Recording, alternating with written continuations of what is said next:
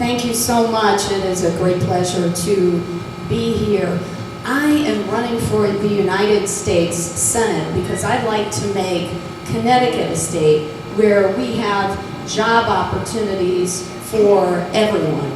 And right now, the sad fact is we're losing more 18 to 35-year-olds than any state in the country because we don't have opportunities for our young people. We've lost more than 130,000 jobs, and there are more than 100,000 people in our state without work because of the recession. So we have a lot of work to do to get the people of Connecticut back to work, and that's what my campaign is about. And we have a very important decision to make about who to send to the United States Senate. And I think it's very important that we send a leader who has been a fighter for the people of Connecticut and a fighter against very powerful people, institutions, and special interests. You know, when I got to the legislature in the 90s, I saw that lobbyists were controlling the agenda in Hartford. And I made a radical suggestion that lobbyists should not be able to wine and dine the legislators, give them gifts, and fund their campaigns. And you know you're onto something really great when the lobbyists are mad as hornets. People didn't think that we could make that ban happen, but we did. I passed one of the toughest gift bans in the country and laid the groundwork for our landmark clean elections law. We also need leaders in the United States Senate who, in addition to standing up for people, will also have the right priorities. Washington has its priorities wrong. They've bailed out some of the most powerful corporations, the biggest banks in America, given them billions of our hard-earned taxpayer dollars. But what they haven't done is help small businesses. They are the key to job creation. I know that because I am the spouse of a small business owner. I've worked very, very hard to help women-owned, minority-owned, and small business owners and entrepreneurs thrive. As Secretary of the State, I worked with thousands of entrepreneurs and small business owners to get their businesses off the ground and employ people. That's the kind of leader we need in the United States Senate, someone who understands that we don't need more people standing up for big banks and corporations, and we need people advocating for the true engines of job growth, and that is small business owners. So if you send me to the Senate, I will be a strong advocate for job creation, for energy independence, and for bringing our young people home from Iraq and Afghanistan as soon as is safely possible so that we can stop putting $2 billion every week on our national credit card and start investing in our own country. Thank you so much.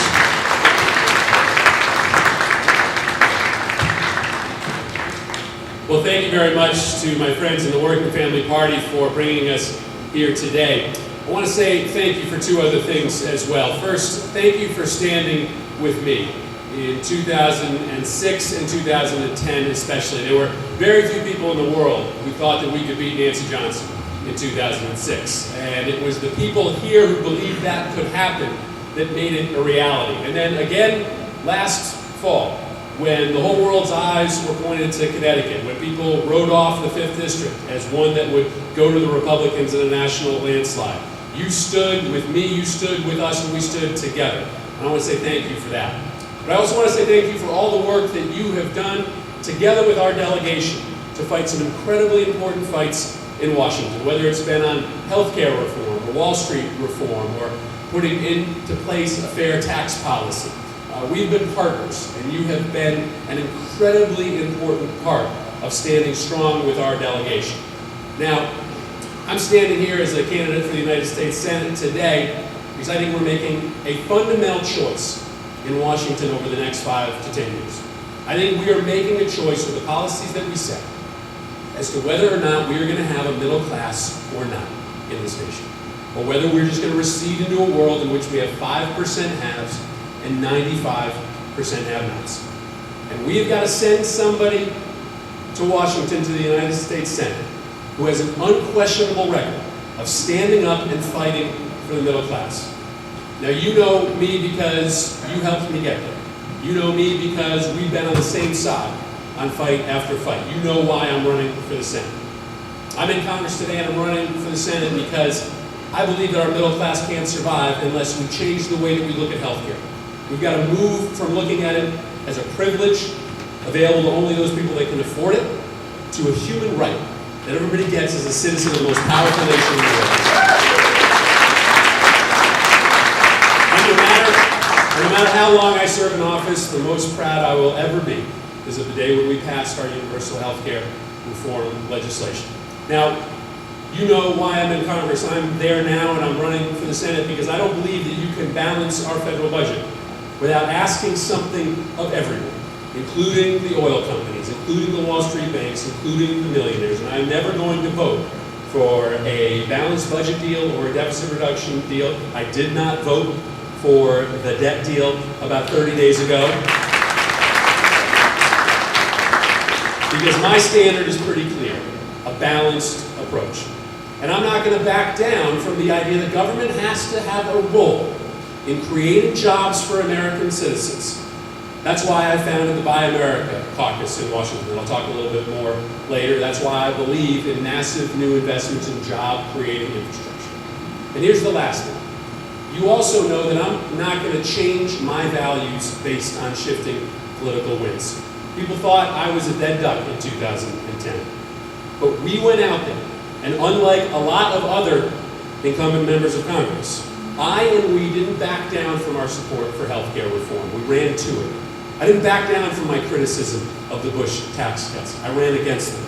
And I didn't back down from the Tea Party and our opponents. I faced them down.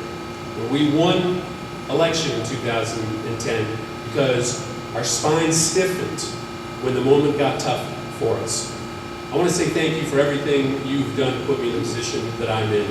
I'm looking forward to the next year and a half. We've got a lot of work to do, and I look forward to doing it with you. Thank you for having me.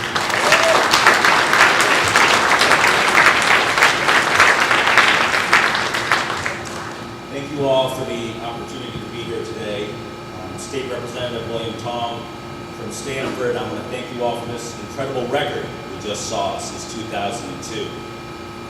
I grew up not too far from here, even though I'm down in Stanford now. My dad came to Hartford in the early 70s with just 57 cents in his pocket. He was a cook in a Chinese restaurant in Bloomfield. And he met my mom, she was a waitress. They got together and they decided to open their own place in Hartford, not too far from here, and then later in Wethersfield. And as I got older and my sisters got older and business got a little tough, I had to work side by side with my parents in our restaurant, cooking, cleaning, washing dishes, doing everything we could to make it work, to get our own little piece of a dream here in Connecticut. It was very, very difficult. It was very, very hard to work nights and weekends, but because of their sacrifices, because of our sacrifices, because of my working family, in just one generation, I've gone from being the son of a cook in a Chinese restaurant here in Hartford to being a contender for the United States Senate. That's a dream all of us share. So when John Green came to see me, when I first got to the legislature, about the paid sick leave bill, I think John wasn't sure what he was going to get, because I do come from a tough district down there in Fairfield County. And as we started to talk about the bill, and he started to talk about its historic nature, how Connecticut had to be the first, how this was fair, how we had to make it happen, I could only think of my parents. I could only think of my working family. I could only think of my mom, who carried 5 of us to term. 5 pregnancies on her feet, 7 days a week, more than 10 hours a day in our restaurant. I thought of being in my father's hospital room in Hartford Hospital when he had a heart attack in his 30s because he spent day after day, 7 days a week behind that hot stove in our family's restaurant kitchen. And I thought of the multiple heart attacks he's had since then. So I've seen my parents, my family, literally work itself sick. So when it came time to talk about the paid sick leave bill for the first time, John was there in the Judiciary Committee meeting, I thought how lucky I am that if I don't feel well, I can call in, say I can't do it today, I need to rest up and come back stronger than ever. So I asked to speak, I pressed the red button, and I said, if it's good enough for me, it's good enough for the working people of this state.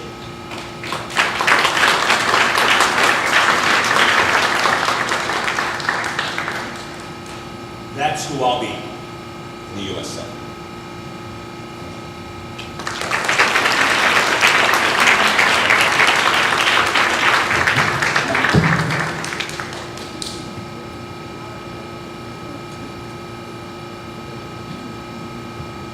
Now for the questions. I would like to call Mary Ridingborn for the first question, please. Now the order of the questions is going to change. We'll have Chris Murphy answer the first and second William Tom, and then Susan Rice, please. And we have 3 minutes for each question. William, Chris, and Susan, welcome, and thank you for being here. I would like to know, would you vote to close the tax loopholes that enable corporations and hedge fund managers to pay taxes at a lower rate than I do?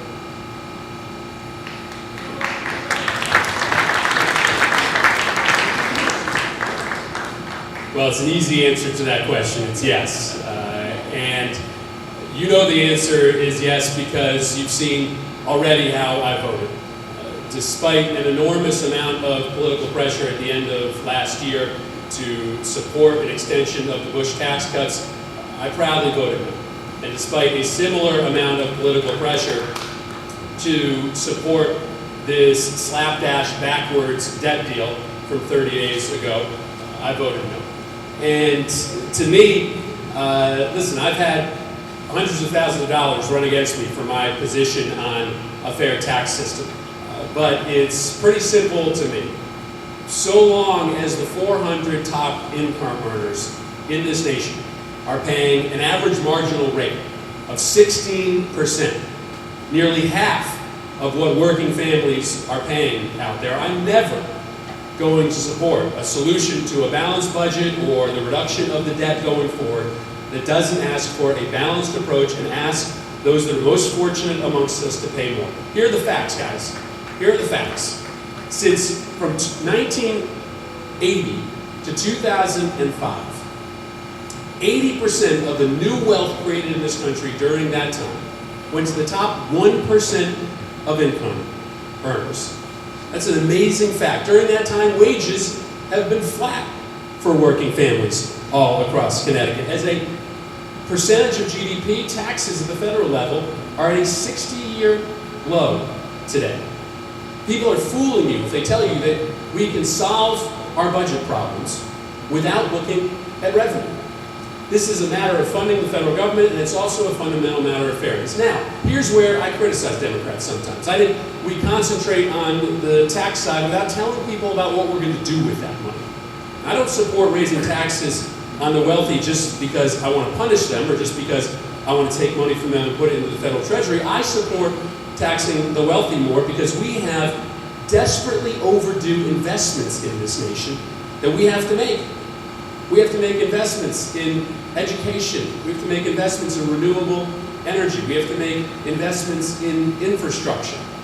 We had this great deal that we made with the private sector after World War II. Right? We said that we will build the best system of roads and bridges in the world. We will build the best public education system that the world has ever seen. And we will let the private sector build jobs on top of that. And we've walked away from that commitment. My record is my record. I've gone to the mat over and over again to vote to strip tax breaks away from hedge fund managers, from millionaires, from oil companies. And you better believe over the next year and a half that I'm going to talk about an agenda for this country that is rooted in tax fairness and rooted in the idea that the only way that we survive as a country is if we make sure we have enough money as a country to make the investments necessary to support the middle class in the long run.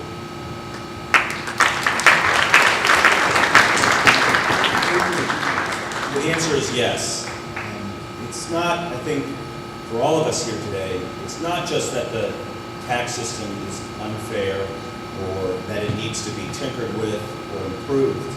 It's really fundamentally out of whack. When you look at the fact that our tax rates in this country are at historic lows, the lowest rates they've been in 60 years, and a capital gains rate at 15%, it's so out of step with where we need to be in this country, with those critical investments and needs that we have in this country, that it makes very little sense. And you only need to hear from people who know themselves. The other day, Warren Buffett himself wrote an influential piece. And he said this, and it really stuck with me. And in fact, it shocked me when I read it. He said, we have a Congress that clearly favors billionaires. A Congress that has embraced billionaires. A Congress for billionaires. We can't have that. And he said that he's never seen in all of his years as an investor, one of the wealthiest people in the world, he's never seen somebody turn away from a sound investment because of the tax rates, even when the capital gains rate was more than double what it is now, 39.9%. He said he never saw anybody turn away from a good investment because of that. Now, what's so fundamentally wrong about this technical issue, the hedge fund loophole or the carried interest exception, is that it has two parts that really strike me as wrong. Number one, we have people who are earning really what is ordinary income, like all of us do, but they get to characterize it as investment income, as something else. That's a big loophole. That's number one. Number two, once they get through that loophole, they get their income taxed at 15%. It just doesn't make any sense. Now, after the financial meltdown of 2008, 2009, the Speaker of the House, who was just here, Chris Donovan, the Speaker asked me to take over the committee in the state legislature that regulates banks and financial institutions and hedge funds, private equity funds, venture capital funds in this state. Why did he ask me to do that? He asked me to do that because he knew that we needed to start fresh. We needed somebody who understands their industry, somebody who can sit down with them or stand up to them face to face and say, you're wrong. You have to change. Things have to be different. We need someone in the U.S. Senate with credibility, not somebody who can necessarily reason with them, but who's got the knowledge and the know-how to stand up to them. Thank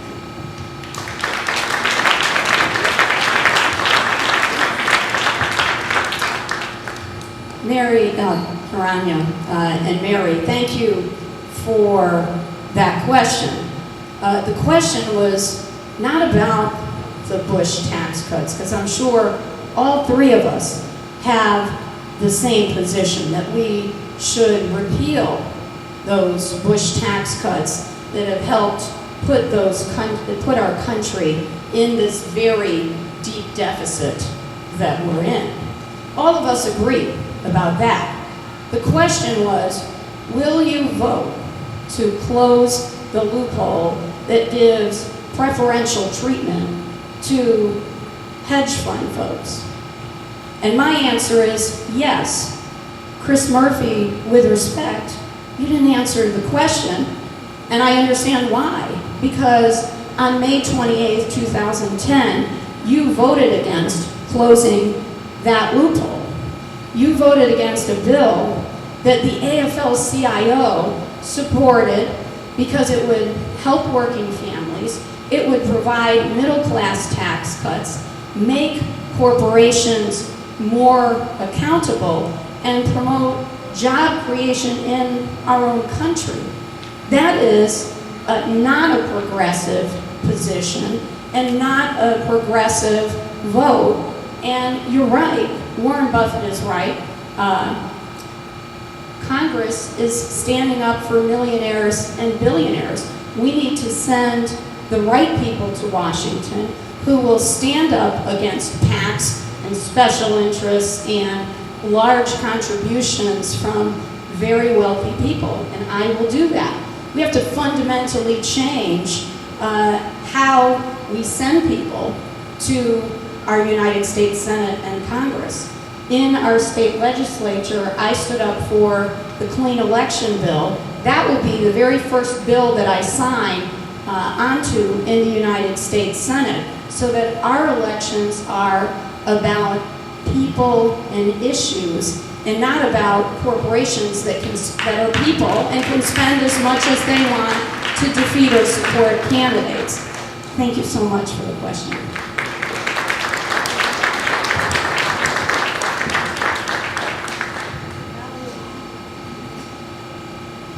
Now we'll move on to question 2, but just a brief reminder. Please do not respond to your opponent. Stick to the issues. We will appreciate that. Now for question 2, we will have Susan answer first, Chris Murphy second, and William Tom. And I would like to call on Betty Marafino. Betty, thank you.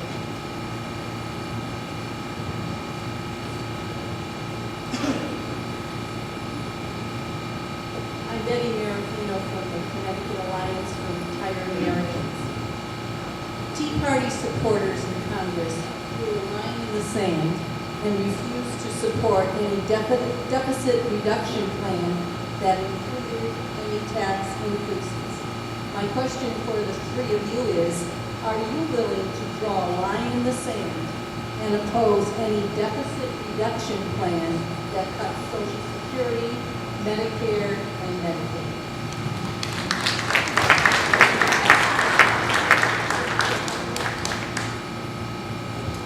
Betty, the answer is yes. I will draw a line in the sand and say that I will not cut Social Security, Medicare, and Medicaid to balance our federal budget.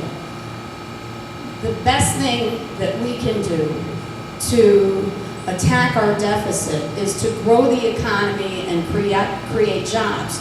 The more people that we have working and paying into the system, the better funded all of those programs will be. So job creation, first and foremost, is what we have to be about. It's also very important to know that I will stand up against privatization of Social Security and Medicare, something that the Republicans bring up every time we have a deficit, because it's a way for them to rationalize getting rid of programs that they don't support. And it's very important also that we fight very hard to cut waste, fraud, and abuse. And to know in all of those programs, and to know that we are in this very deep hole because of the Bush tax cuts, which have cost us more than $4 trillion, and because of 2 wars that our country could not afford that continue to cost us billions of dollars every day. Thank you so much.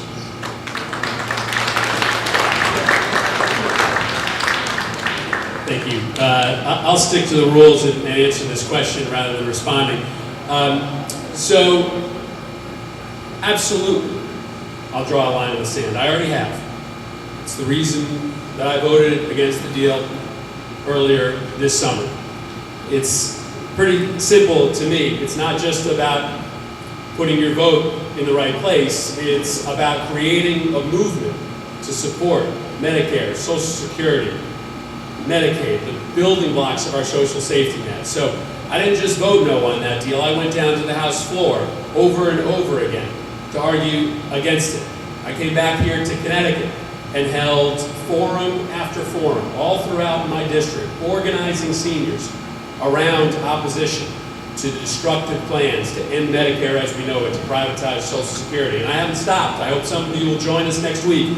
We'll be in Newtown for another forum to try to push back on this incredibly destructive agenda. I do what you guys do, grassroots organizing. It's not just about casting a vote, it's about creating a movement. I care so much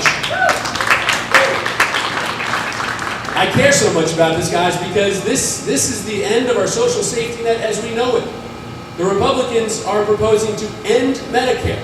You can call it what you want to call it, but when you take Medicare, put it fully into the private sector, hand every senior citizen a coupon that's going to end up with them taking 3 times as much money out of their pocket 20 years from now as they pay today, that's not Medicare any longer. When you take our Social Security earnings and hand them over to Wall Street to make them billions of dollars on our hard-earned money, that's not Social Security anymore. And here's the worst of it, it's Medicaid. We don't hear a lot of talk about Medicaid, but you guys talk about it. The cruelest cuts that the Republicans have proposed are to Medicaid because they don't think that anybody's going to stand up for Medicaid, because it doesn't have the powerful constituency that Medicare and Social Security does. We're talking about 280,000 kids here in Connecticut who would potentially lose their health care if the Republican plan went into effect. Well, I've helped lead that fight in Washington. I hope you saw the op-ed I wrote for the Huffington Post in the middle of this fight in July called "Don't Forget About Medicaid." I've introduced legislation that would force states to start paying their fair share as a condition of getting federal funding to pay reasonable rates. You know, a wise man once said that the test of government is how it treats the most vulnerable amongst us. That's Medicaid. That's Medicare. That's Social Security. But we got to remind people, it wasn't so long ago before Medicare was put into policy that 30% of seniors in this country were living in destitute poverty. If we don't draw a line in the sand, we're going to go right back to those days. You absolutely better believe that that'll be my test for any piece of legislation going forward.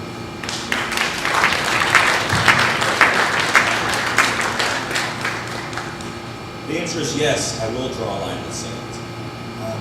What's so frustrating about the Tea Party's position, what's so frustrating about the no revenue position that isn't just at the federal level, but we also see it from our Republican friends at the state level, is that the test of an effective government is whether that government is capable of making hard decisions. Raising taxes is tough for everybody. Democrat, working families, Republican. It's not an easy thing to do. People are struggling. But here in Connecticut, the governor's leadership, with the speaker's leadership, and the Senate president, and all of us who are in the state legislature, we had to make those tough choices.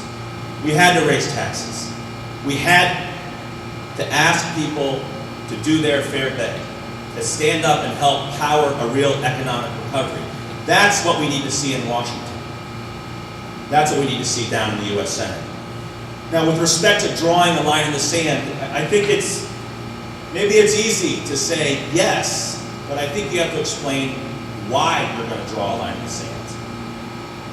And I want to just share a quick story about my grandparents who live in Wethersfield in senior housing.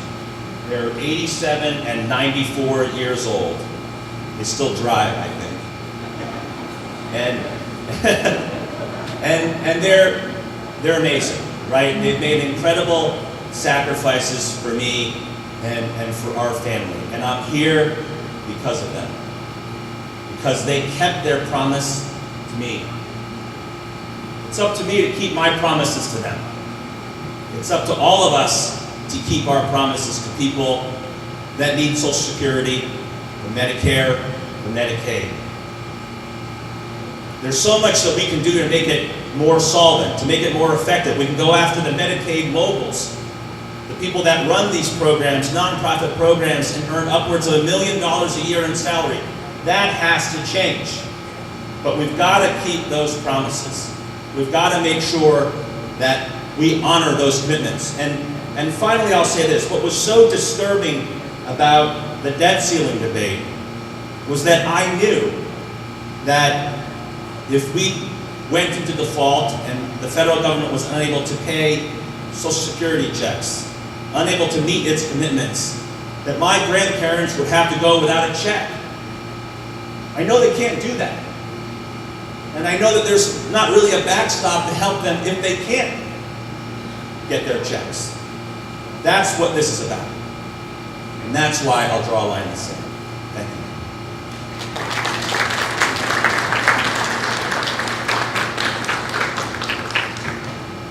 Our final question is from Dan Durso, and we'll have William Tom go first, Susan Dysowitz, and then Chris Murphy.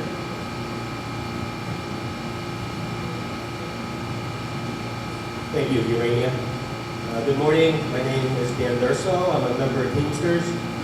And my question for Susan, William, and Chris is, we heard talk about the lack of minimum wage jobs. So, would you introduce legislation creating a WPA-style jobs program consistent with the Full Employment Act passed by Congress back in 1978 that actually makes the federal government the employer of last resort and guarantees a job or a decent income for every person in the workforce?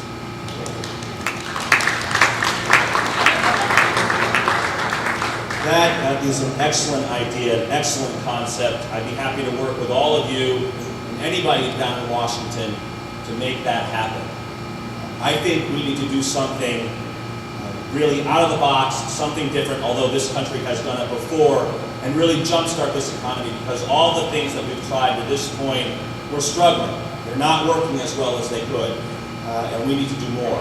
But what's interesting about that question is, would you support a program where the government is the employer of last resort? Yes. But the even better question is, what are you going to do to help create jobs with the employers of first resort? What we've got to do is really think hard about how to generate private sector job growth in this state and in this country. So a variation on that program could be to try to set up a program where we help create private sector jobs through some sort of employment or benefit subsidy, maybe in targeted industries like those that are important to Connecticut. We need to do something to push the private sector, corporate America, that's now sitting on $2.5 trillion in cash on their balance sheets. I was watching the other day the news, and they said that corporate balance sheets are strong. They're lean, they're mean, they're tight. These guys should be ready to go. Now, there is some fear among the decision makers. And if they don't have the confidence to get out there and hire more people, the federal government ought to step in and help. Now, the second thing we ought to do is also focus on our veterans. One excellent idea I've heard is using the federal government as the employer of first and last resort to help our veterans returning from our engagements abroad. So when you come home from Iraq or Afghanistan or anywhere where you've been deployed, and what's really tough for our veterans is that many of them who are National Guardsmen and women, they did not expect an operational tempo of 2, 3, 4 deployments. It's very hard to run a business, very hard to keep a job in that condition. When they come home, we should have a jobs program for veterans where we can give them jobs either in infrastructure projects or maybe working in their municipalities where the federal government and the state government can team up and provide the guarantee of a job for a period of time so they can get their lives back together and reintegrate themselves and raise their families.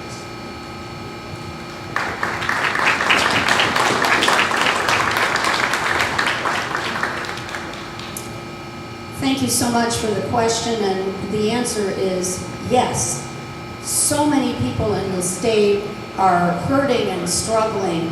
The unemployment rate, although officially at 10%, is probably closer to 20%. I've had conversations with people who've been unemployed for more than 99 weeks. You have to get people back to work and fast. And part of the problem with the Recovery Act is that the money went to the states, and the states just used it to plug holes in the deficit and not to start new construction projects. And those projects, as a result, didn't put enough people back to work and jumpstart job creation and our economy.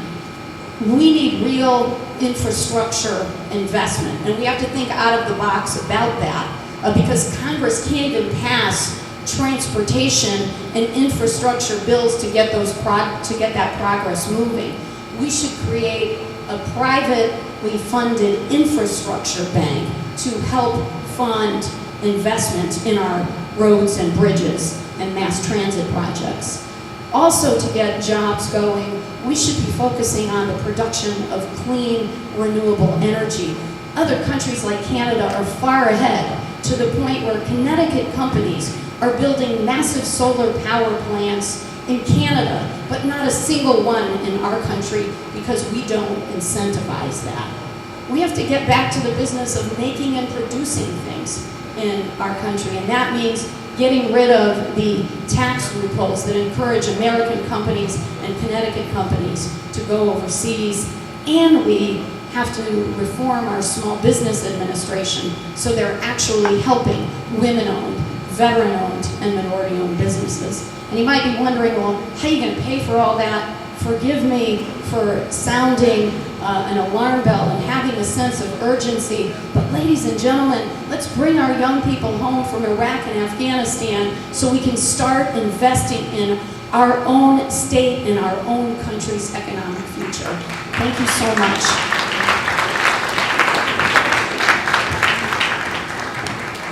Well, thank you for the question. I think it's an incredibly worthy idea, and I look forward to working with you on making something like it a reality. I think at the foundation of that question is really an important point, whether or not government has a role in creating jobs. I have a message for a lot of my Democratic friends out there. We need to stop apologizing for government. We need to stick up for the fact that government has a role to play in either direct job creation or indirect job creation throughout this economy. And William and Susan have shared stories about their families, so let me share with you one about mine. My mother grew up not far from here in the housing projects of New Britain, Connecticut. Now, she was probably going to succeed in life because of the force of her personality, but she was able to do well, to raise a son who got to be a United States Congressman because she had a roof over her head, public housing, until her family was able to buy their own. Her father put food on the table because he had a job down the street at Fafner Bearing Company, job provided by federal defense contract. She got to go to college, the first in her family, the first woman in her family to do so because she had a federal student loan. She raised me to believe that, yeah, government wasn't always the answer, but it certainly wasn't always the enemy. That there was an important partnership between government and the private sector, between government and people of individual will, to try to create jobs and create success. And so that's why I supported the stimulus bill that did create or protect 2 million jobs in this country. And that's why right now, I'm leading the fight in Washington on the Buy America movement. Now here's the great tragedy. We could create 600,000 jobs in this country, manufacturing jobs, without spending one additional dime of taxpayer dollars. If we just made sure that when we send our money to Washington to buy things for the federal government, in particular for the Defense Department, we bought those things from American companies. We are sending billions and billions of dollars overseas because the big defense contractors make money off of outsourcing, because the Department of Defense doesn't want to see the costs to the federal government when we lose American work. So I've created the Buy America Caucus. I'm fighting on a daily and weekly and hourly basis to make sure that we spend our taxpayer dollars here at home. I absolutely support more investments in this economy. I challenge Republicans who try to make us believe that you can create jobs just by cutting government. But I'm also going to make sure that in a state bound by manufacturing, that we make sure that our dollars, when they go to Washington, come back here to Connecticut to create U.S. jobs.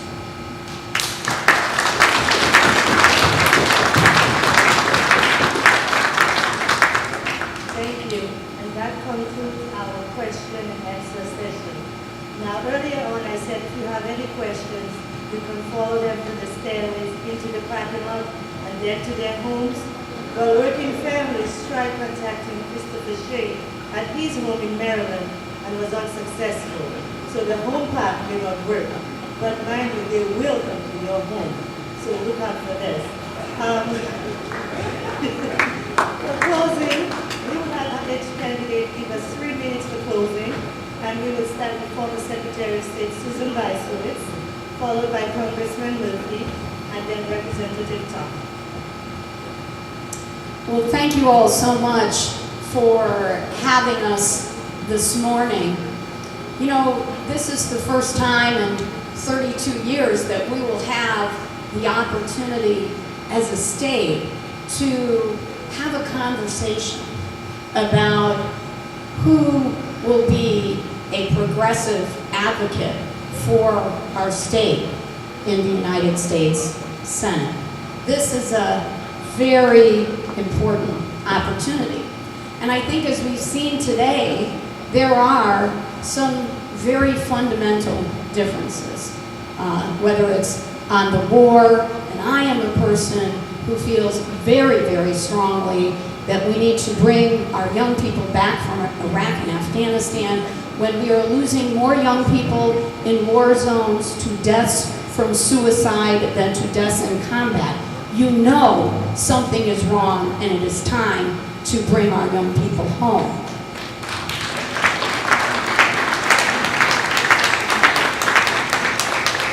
And others may not share that sense of urgency or may believe that we should be in Afghanistan for decades, but I am not one of those.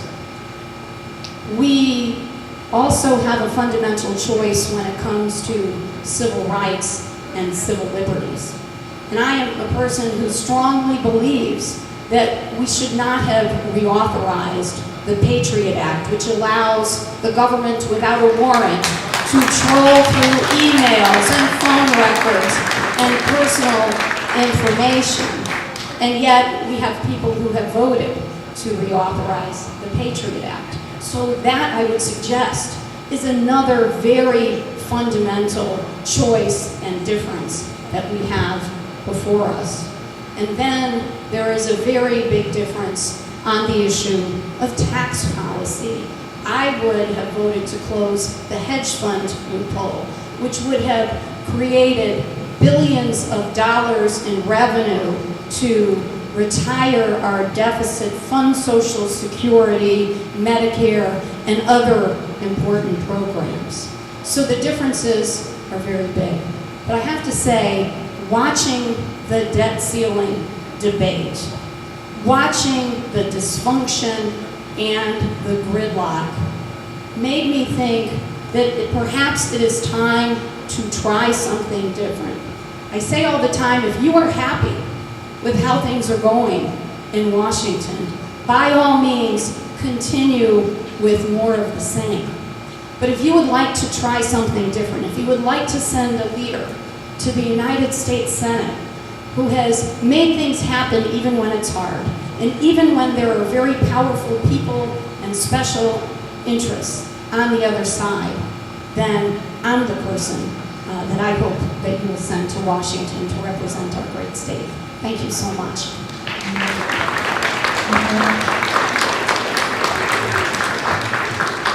Well, thank you very much to the Working Families Party for everything that you've done and for bringing us here together. Listen, I don't know if there's a fourth candidate here that I don't know about, but all I know is that I don't think there's anybody stronger in Washington on the issue of bringing our troops home from Afghanistan and Iraq than I've done over the last 2 years. I voted against the extension of the Patriot Act, and I've put my political career on the line over and over again for a fair tax system, for a government investment in our economy, and for a fair healthcare system. And listen, I think we are at a crossroads. I couldn't agree more that this is a fundamental choice for this country and for this state. You know, about 2,000 years ago, there was a Greek philosopher who said that the imbalance between rich and poor is the oldest and most fatal ailment of all republics. And that isn't any less true today than it was 2,000 years ago. Guess why we have an economy that can't recover, that can't get back up off its feet today? Because we are losing the middle class that was the engine of our economy. We don't have consumers out there who can buy things any longer. There's no mystery as to what we have to do in Washington. Now, government just doesn't take money from one group and give it to another group. It creates an economic foundation that leads to more wealth equality. That's why I'm going to go to Washington to fight for investment in education, to fight for investment in infrastructure jobs, to fight for a fair tax policy, and to fight to start spending money here rather than in Afghanistan and Iraq. But here's the second quote that I want to leave you with today. It's from someone very different than a Greek philosopher. It's from a guy who came up to me and my little 3-year-old son at our community pool about a year ago. And he said, listen, Chris, I'm really sorry to interrupt you, but I wanted to say this to you. I wanted to say thank you. He said, my son has a congenital heart defect, and he is looking at a life in which his number 1, 2, 3, 4, and 5 priority is going to be whether or not he has health care.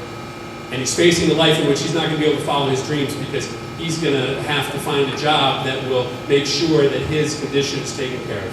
He said, thank you for passing health care reform. Not just because I'll know that my son's going to be taken care of health-wise, but because I know now that he can be everything that he wants to be. So I want to end by saying thank you to you, by turning around his thanks to everyone in this room. What you have done here in Connecticut over nearly the last 10 years in creating the Working Families Party movement is not just help get progressive Democrats like myself elected to Congress, but you've changed the entire way of thinking in this state. I said it before, it's the movement that matters. And there's nothing that I'm more proud of than having been a part of it, and I hope to be fighting hand in hand with you over the next year and a half. Thank you very much.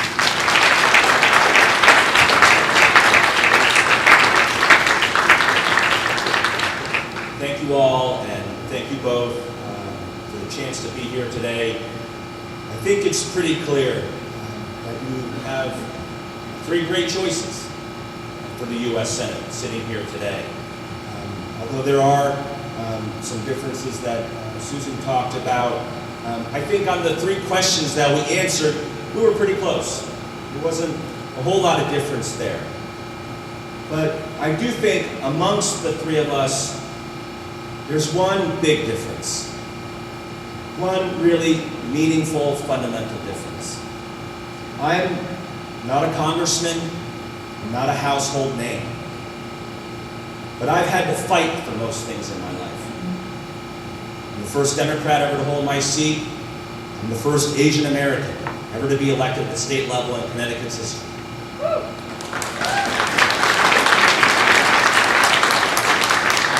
I am probably the most unlikely of these 3 candidates to stand here today.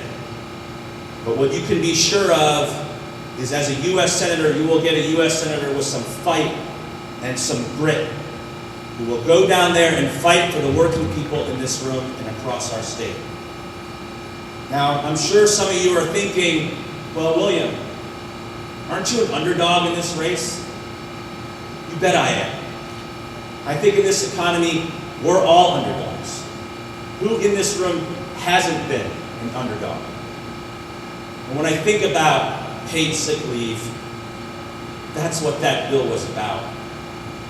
It was about underdogs. It was about people who just want to be able to go to work and make a living, who just need a chance, who need some breathing room, who need a chance to get better so they can go back to work and provide for their families.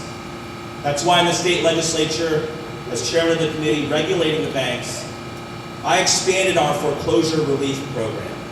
I've worked with the speaker and the governor to create jobs. We passed a major energy bill this year. All of those issues that we saw on the PowerPoint, we've done here in Connecticut, while Washington finds itself unable to do much at all. We're all underdogs right now. We can get this done, but underdogs don't do it alone. I need you to stand with me. I need your help. We've got plenty of time. I think all 3 of us have shown that we can put together the resources. Each of us has a very strong campaign team. And as I get around the state, I hope you will introduce me to your friends and your neighbors, and we get a chance, as we've had today, to look each other in the eye, give me a chance to tell my story, to tell you why I'm here, why I'm running. Not that I should be your U.S. Senator, but why I want to be your U.S. Senator. It's to get our confidence back. It's to make this economy stronger. It's to give everybody here a fair fight. The dream I've been so privileged to live. Thank you.